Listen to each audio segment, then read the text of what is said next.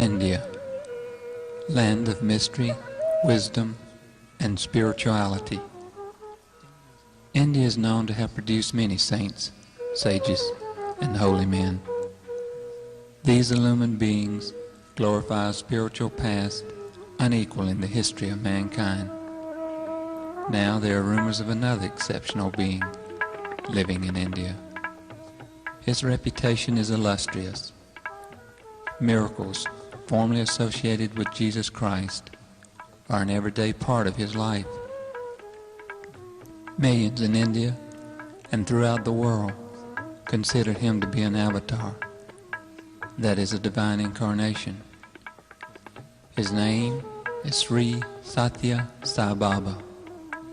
He exhibits all the characteristics of a divine incarnation: those of omniscience, a consciousness aware of all events, omnipresence, being in all time and space, and omnipotence, being all-powerful. The prophecy of a world teacher or enlightened being who will lead all mankind into the path of love and truth can be found in the scriptural text of most of the world religions.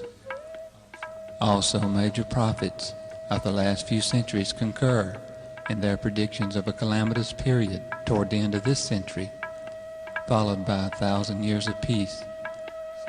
So it seems, the life and teachings of Sathya Sai Baba fulfill prophecies of many religious and spiritual viewpoints.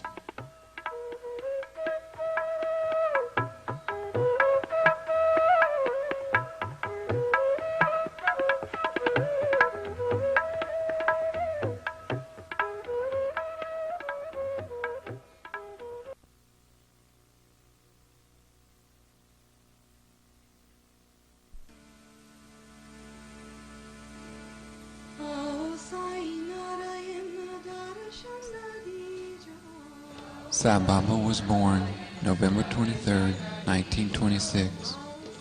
Musical instruments played on their own accord. Also, a cobra was found under the newborn baby.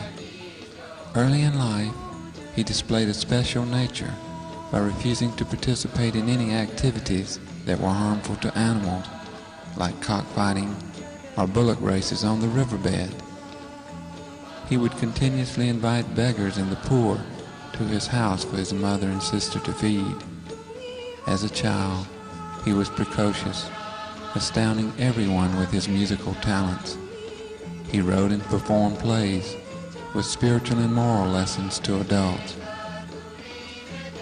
Young Sathya always had a group of followers whom he constantly amazed by giving them sweets from an empty bag or turning frogs into swallows that flew away. He also taught them devotional songs in praise of God.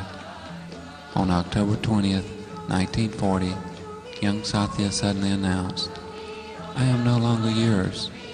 I am Sai. I do not belong to you. My devotees are calling, and I have work to do." He started his mission in his 14th year and taught those devoted to him songs glorifying God. The early devotees were enchanted by an endless flow of miracles, like producing a person's favorite kind of fruit on a wish-fulfilling tree which overlooked Puttaparthi. He would feed all who came to him by passing his hand over containers of food. He would heal the sick and counsel those present on a spiritual way of life. He performed medical operations with surgical instruments that would suddenly appear as he needed them and vanish when he was through with the operation. He began appearing to devotees in faraway places in his physical body. On festival days, while participating in parades, vibhuti, which is sacred ash, would form on his forehead. Later, the ash would change colors. He would select flowers from garlands and scatter them. As they fell, they turned into medallions with different forms of God on them. His personality was irresistible, and his fame spread.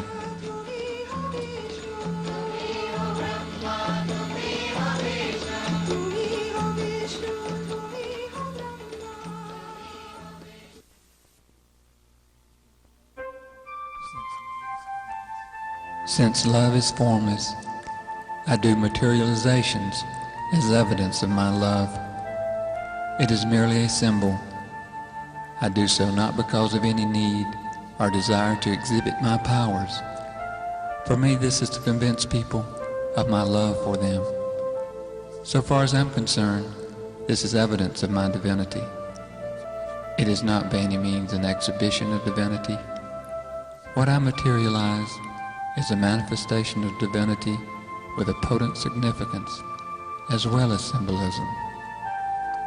It is symbolic of the cosmic, immortal, and infinite nature of all forms of God.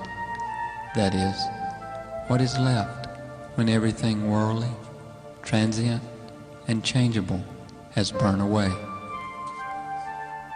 In the first place, it is symbolic of the life-death cycle in which everything ultimately reduces itself to ash.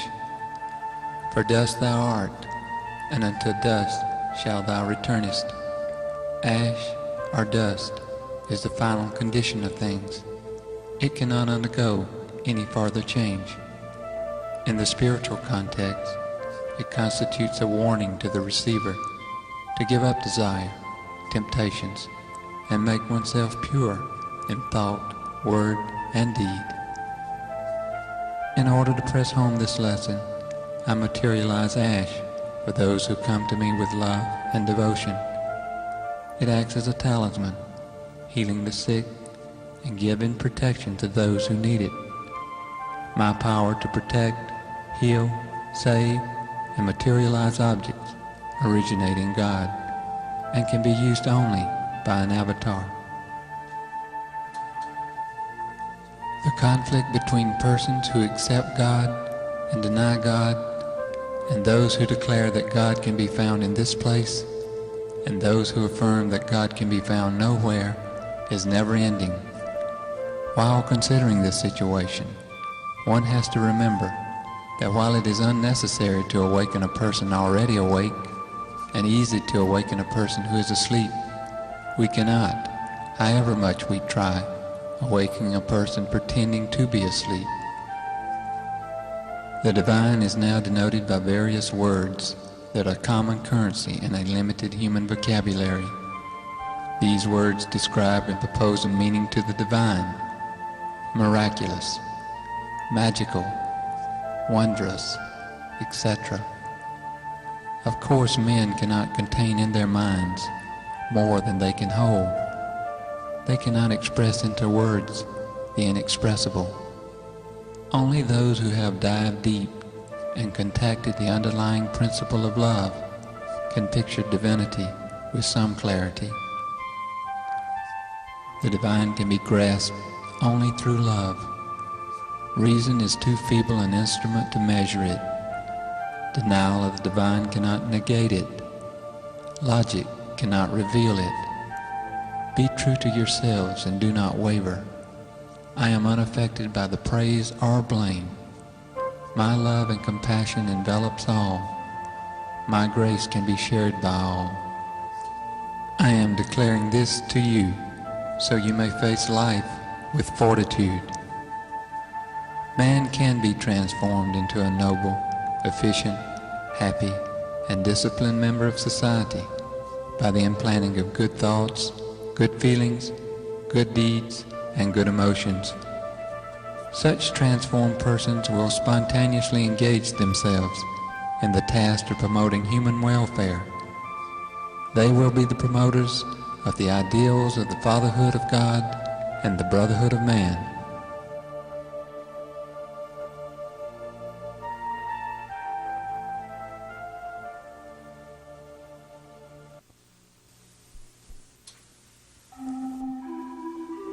The followers of each religion call upon one God who is omnipresent and listens to their prayers, be they from any race or whatever language they speak.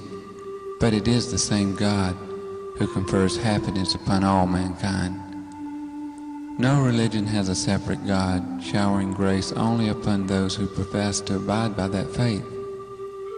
It is the destiny of man to journey from humanness to divinity, as he has already journeyed from animalness. In this pilgrimage, he is bound to encounter various obstacles and trials. In order to smooth his path and help him overcome those troubles, sages, seers, realized souls, divine personalities, and incarnation of God have appeared among men to illumine the path. They move among the afflicted, the seekers who have lost their way, and lead them into confidence and courage. Certain personalities are born and live out their days for this very purpose. Such guides, examples, leaders appear among all peoples and in all lands.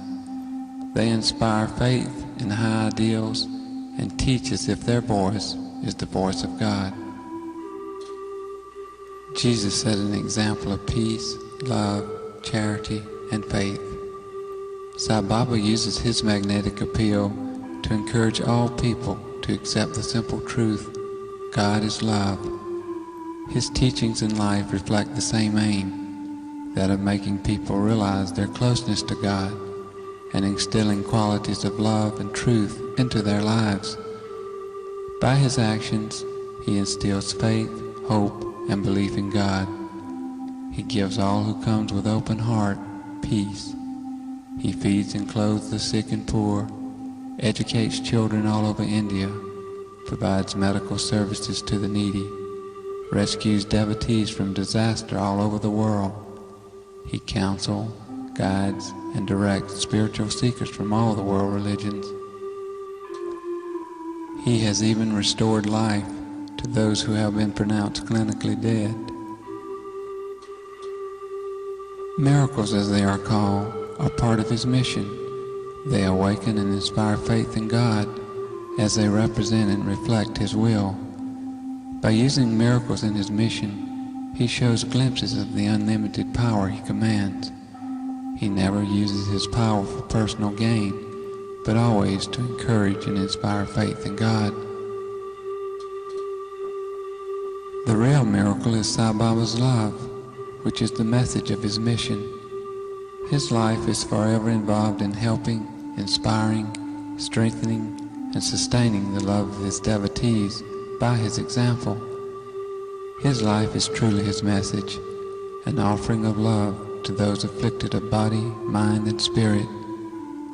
The love he shows transcends racial and religious barriers, saying to all, there is only one religion, the religion of love.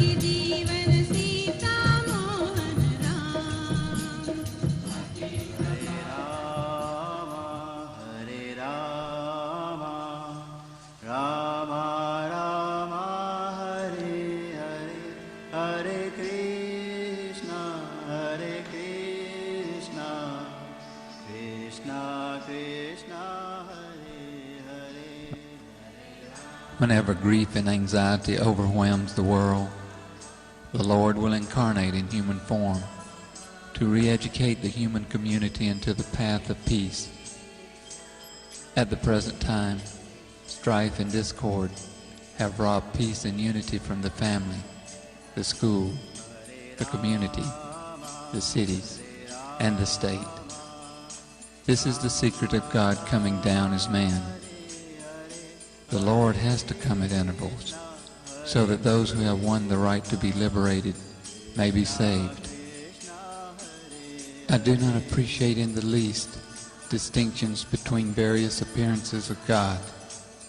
I do not proclaim that this is important or the other is less important. Continue your worship of your chosen God along the lines already familiar to you. Then you will find that you are coming nearer and nearer to me. There is no need to change your chosen God and adopt a new one when you have seen me and heard me. The Lord is love itself. I have come to give to you the key of the treasure of bliss, to tell you how to tap the spring, for you have forgotten the way to blessedness. If you waste this chance of saving yourself, it is just your fate. You come to me for tinsels and trash, the petty little cures and promotions, worldly joys and comforts. Very few of you desire to get from me the thing I have come to give you, liberation itself. And even among those few, those who stick to the path of spiritual discipline and who ultimately succeed, are a handful. I am always aware of the future, the past, as well as the present of every one of you, so I am not so moved by mercy. Since I know the past, the background, the reaction is different. It is your consequence of evil deliberately done in the previous birth, so I allow your suffering to continue, often modified by some little compensation. I do not cause either joy or grief. You are the designer of both these chains that bind you. I am always full of bliss. The avatar takes the human form and behaves in a human way so that humanity can feel kinship with divinity. At the same time, he rises to godly heights so that mankind can also aspire to reach God. The realization of the indwelling God as the motivator of life is the task for which avatars come in human form. Today, evil is so widespread that humanity itself would be destroyed in a nuclear holocaust in the event of a world war. It is to prevent such a catastrophe that this avatar has come, to raise human consciousness above the existing syndrome of anger, hate, violence, and war. This can be achieved only by the re-establishment of the brotherhood of mankind. There are two ways in which an avatar can help people: an instant solution as against a long-term one. Any instant solution would go against the fundamental quality of nature itself, as well as the karmic law of cause and effect. Most people live in the material worlds of their desires and egos, which is governed by this law. They reap the fruits of their actions. This brings about their evolution or devolution. If the avatar intervenes to instantly solve their problems, it would stop all action, development, even evolution. This solution can be ruled out because it totally negates the natural laws. The other and more effective alternative presents a long-term solution, whereby the avatar leads the people themselves to a higher level of consciousness, to enable them to understand the truth of spiritual laws, so that they may turn toward righteousness and steadfastly work for better conditions. This would relate them back to nature and the law of causation. They would then transcend the cycle of cause and effect, in which today they are involved as victims, and thereby learn to control the natural forces to avert calamities. If I cure everything instantly, leaving people at their present level of consciousness, they would soon mess things up again and be at one another's throat, with the results of the same chaotic conditions developing in the world. So, if the Avatar brings these calamities to an immediate end, which I can and do when there is a great need, the whole drama of creation with the karmic law will collapse. Remember, these calamities occur not because of what God has made of man, but really because of what man has made of man. Therefore, man has to be remade, with his ego destroyed and replaced by a transcendent consciousness.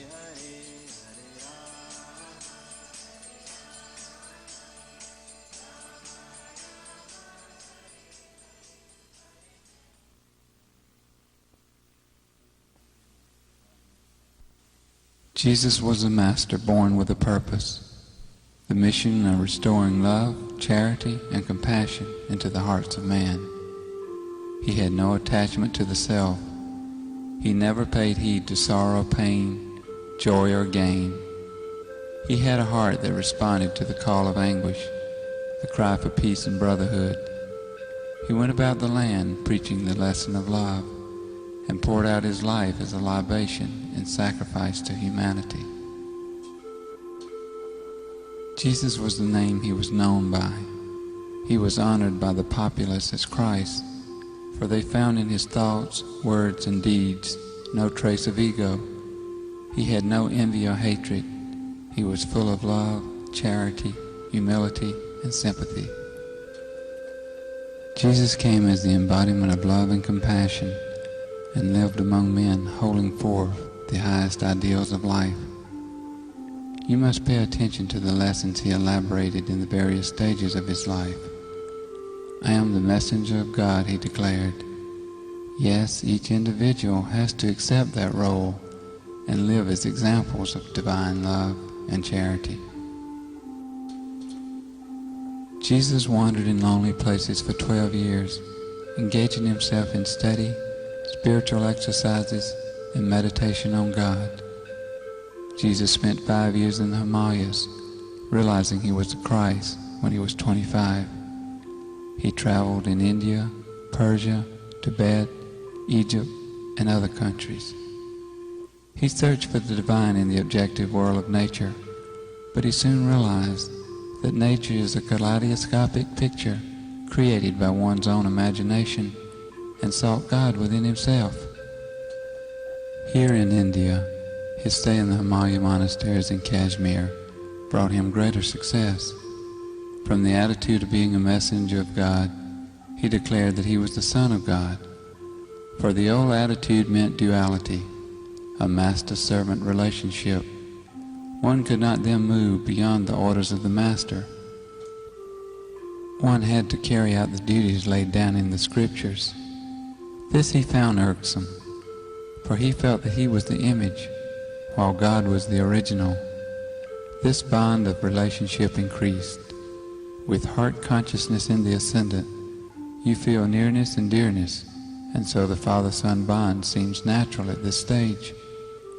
Later, as this consciousness stabilized, Jesus declared, "I and my Father are one." Jesus said that the bread taken in the Last Supper was his flesh, and the wine his blood. He meant that all beings alive with flesh and blood are to be treated as he himself, and that no distinction should be made as to friend or foe, we or they. Every body is his body, sustained by the bread. Every drop of blood flowing in the veins of every living being is his, animated by the activity that the wine imparts to it. That is to say, every man is divine and should be revered as such. When Jesus came, he washed the feet of all people, which means, I am your servant and am serving you, so you in your turn should serve the world. Follow Jesus Christ. Decide to direct your lives along the path he laid down. His words must be imprinted on your hearts, and you must resolve to practice all that he taught. We are true Christians only when we live according to the teachings of Jesus and practice them in daily life. Jesus was a person whose only joy was in spreading divine love, offering divine love, and living divine love. That was the life and message of Jesus. Nurture it in your hearts.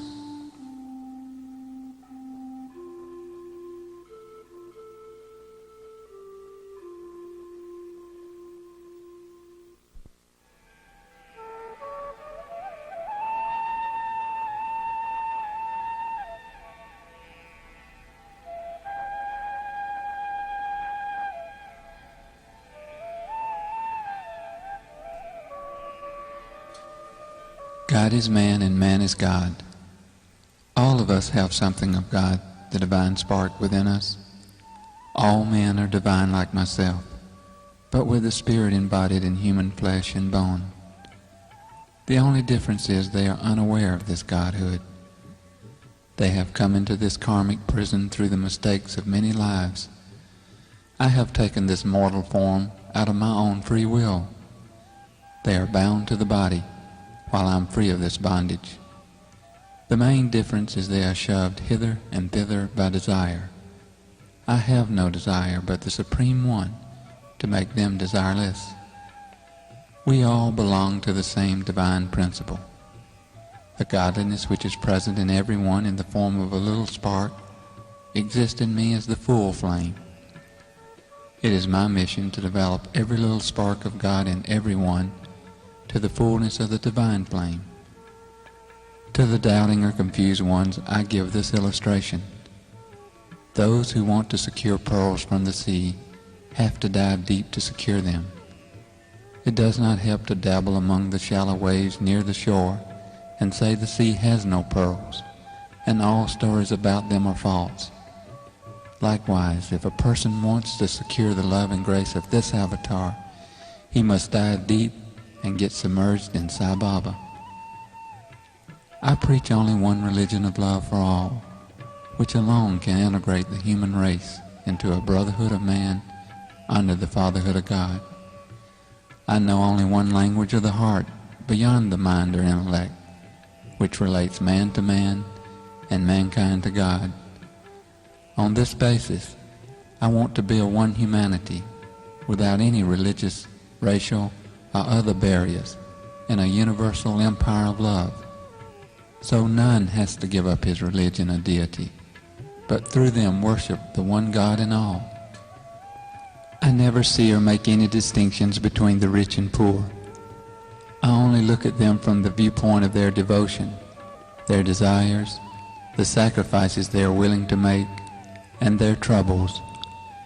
The rich as well as the poor come to Sai Baba to seek love, peace, and liberation from their problems or troubles.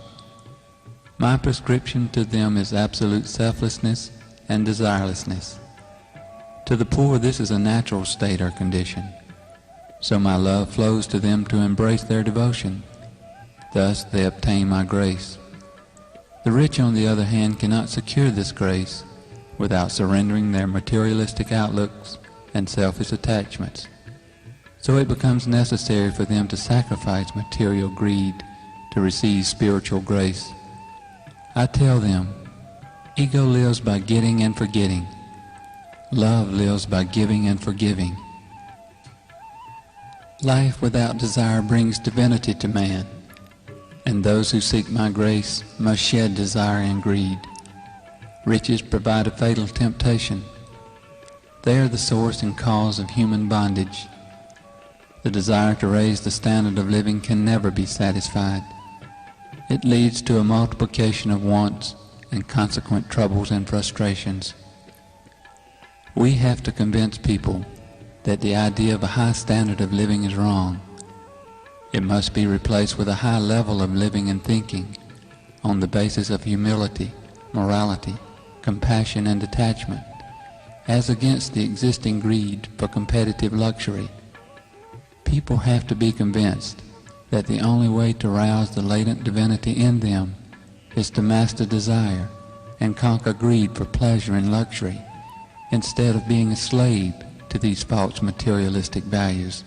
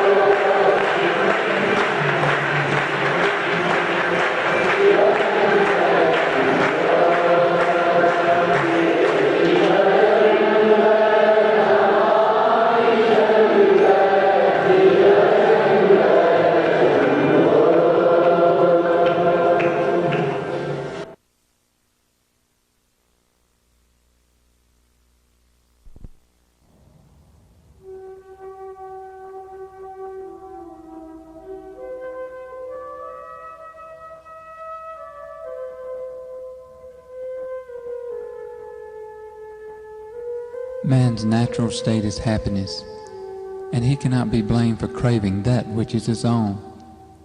But man is making a serious mistake. He believes that the happiness for which he craves comes from objects which he can experience. What is the remedy? The remedy is to consider the truth, which is that there is only one everlasting, never-failing happiness, and that is God. To drink of that ever-flowing spring of happiness, you must turn to yourself, to the divine, which, however obscured, is the resident of your heart, the subtle truth of your being. Love is the vital and essential reality of spiritual life. In human life, love takes a number of various aspects. Love for the wife and children, for various habits and indulgences, for various objects and ideas, and for God. God is love, and He is there in every aspect of love. Although love, which is God, appears to be modified and even distorted in man, yet truly that divine love remains pure and perfect. The love in man which is pure and perfect is his love for God. Only love for God is perfect. Gather your love from all aspects of your life and let it flow as one strong, deep river of love for God. Happiness and peace shall be yours. Life without desire means the realization of the pure, genuine self that is spirit. Bound to desire, the self degenerates into selfishness. Spirit turns into ego. The way to self-realization is to cleanse the self of this ego of selfishness. Then you reach a state of consciousness beyond the mind or intellect, revealing the true self, that is God. The mind is like a cloth that covers and stifles consciousness, the threads of which are desires. If we give up the desires, the threads fall and the cloth disappears, revealing our true nature. One has therefore to raise consciousness beyond the mind to achieve self-realization.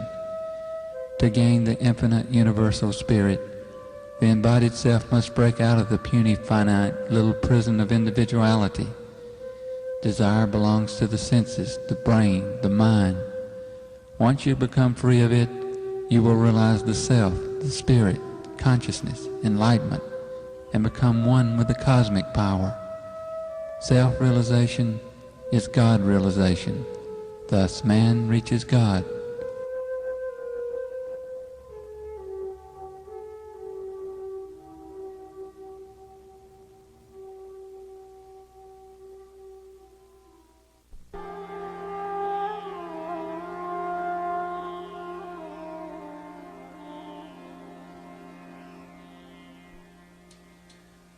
Cultivate the spiritual practice of prayer as a normal way of life. All prayers arising from pure love, with unselfish eagerness to render service, will reach God directly. Love alone can reveal to you the divinity latent in all. Love is God. Live in love. Love is selflessness. Selfishness is lovelessness. Do not waste your life pursuing the narrow interest of the self. Become what you truly are, the embodiment of love.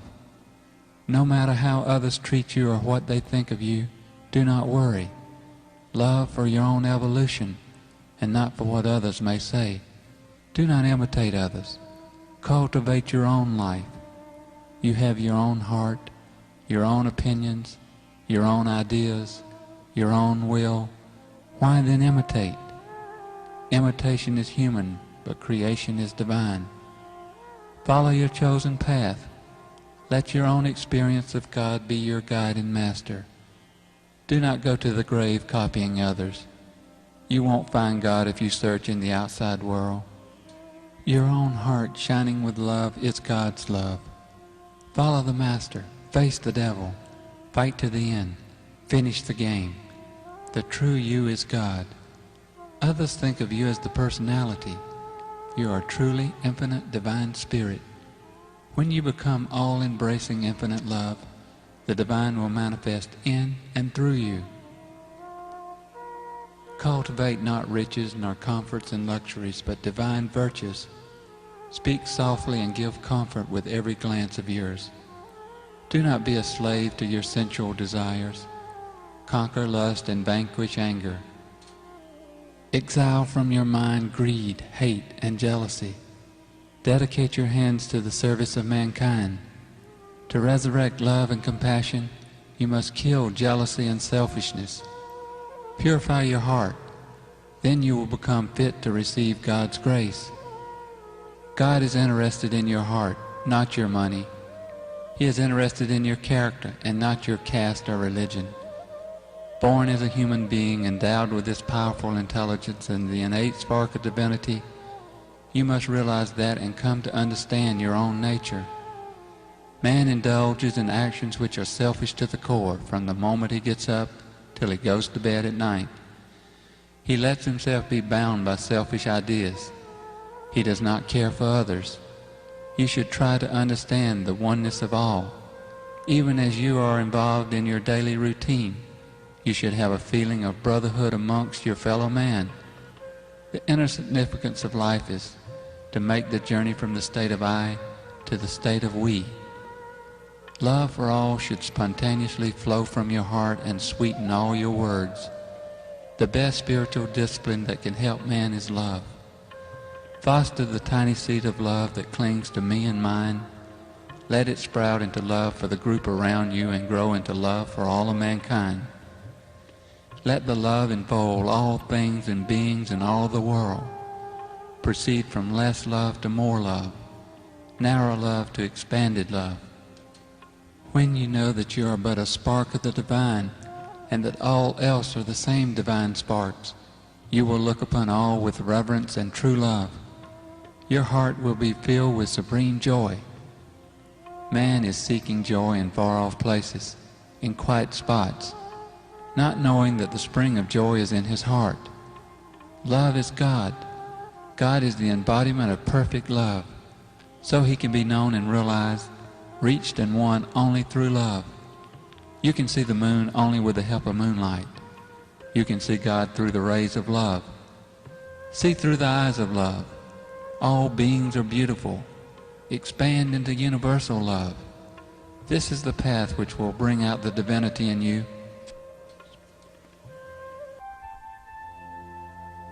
Sai Baba appears. My heart opens. I feel his love and grace upon me. I am aware everyone is visually affected and struggles within themselves to feed on the love which emanates from him. We long for a look, a glance, a word, for we are willing captives of his entrancing nature. He moves slowly toward the Darshan line. My mind wants the moment to last forever. The present becomes so peaceful. My thoughts are of peace and love, and within myself, I feel love for all those around me. Sai Baba's grace is infinite. We are blessed to be contemporaries of the Lord. To know him is to love him. I am aware his grace is available to anyone willing to open himself to it. It knows no caste, creed, race, color, or any human limitation. My heart is filled with peace and bliss as I experience his grace. Any thoughts of the outer world are suddenly washed away. His presence is total and complete. My mind struggles to understand as I perceive how beautiful he is. His jet black hair somehow reveals his uniqueness.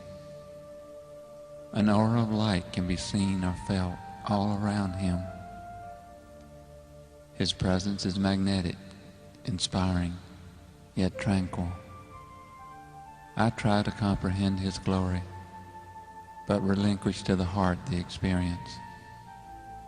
My heart opens to waves of love, and somehow within myself, I feel a great peace consume me.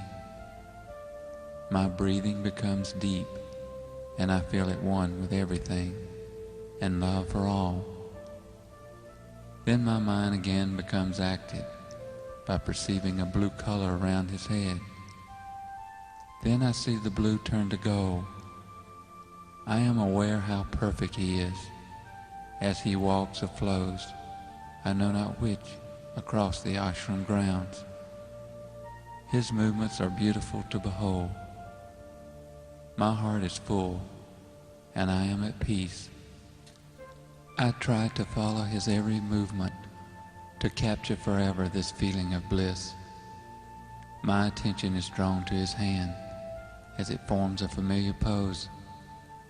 Without a doubt, I realize I am protected and guided by the Lord. I know that divinity is visiting us and catering to us. The Lord is in the form of Sai Baba. As I analyze his every movement, I am aware his presence is in my heart. I realize we are here to find peace and love in the avatar. Every movement of his is glorious to behold. They infer grace, beauty, splendor of unlimited proportions, as the avatar relates to each one of us personally. Though the moment is sudden and somehow unexpected, the aftermath of his passing is felt within the hearts of all who witness his darshan. The inner being of soul is touched in a personal, unique way, never to be the same again. His darshan glorifies me and elevates my consciousness to a higher place. Each time I see him, my soul assumes more prominence in the evolution of my consciousness. My heart anxiously awaits another glance, a look, or motion of any kind directed toward me. I long to be close to him, to be in his presence always. From the depths of my soul, I want I know not what. As I see him move toward the temple, my mind realizes Darshan will soon be over. I suddenly feel a slight sadness, knowing he will remove himself physically from my sight. But just as quickly, I feel lifted out of myself, and again at peace. I feel his grace upon me, in me, around me, and forever with me, as long as I remember him. I am filled with the desire to know God, realizing simultaneously that I can only benefit from him, but never understand him. I again become aware of his movements and enjoy the grace and beauty of his motion. It is like a cosmic play proceeding according to his will. He has touched me in some mysterious way, and I feel so very fortunate. He allows the devotees a final look, and then it's over. I hold the moment as long as I can. My mind returns to the present. I am again part of the objective world, but somehow I have been transformed. Somewhere inside myself, I realize my future is assured.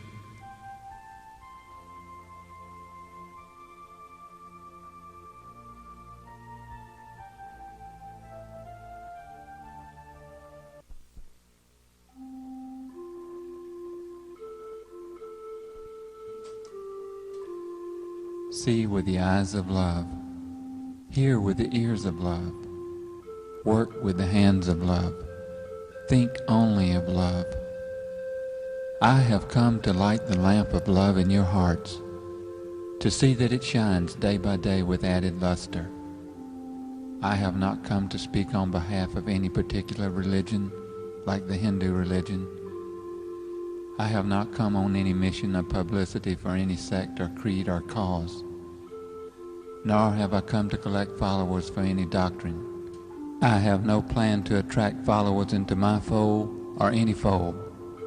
I have come to tell you of this universal, unitary faith, this path of love, this duty to love, this obligation to love. May you develop this divine love and stand out as harbingers of a new age, free from selfishness, greed, hatred, and violence. Let each of you be a light unto himself or herself, and thereby be a light unto others. All religions teach one basic discipline, the removal from the mind of the blemish of egoism, of running after little joys. Every religion teaches man to fill his being with the glory of God and evict the pettiness of conceit. It trains him in the methods of detachment and discrimination, so that he may aim high and attain liberation.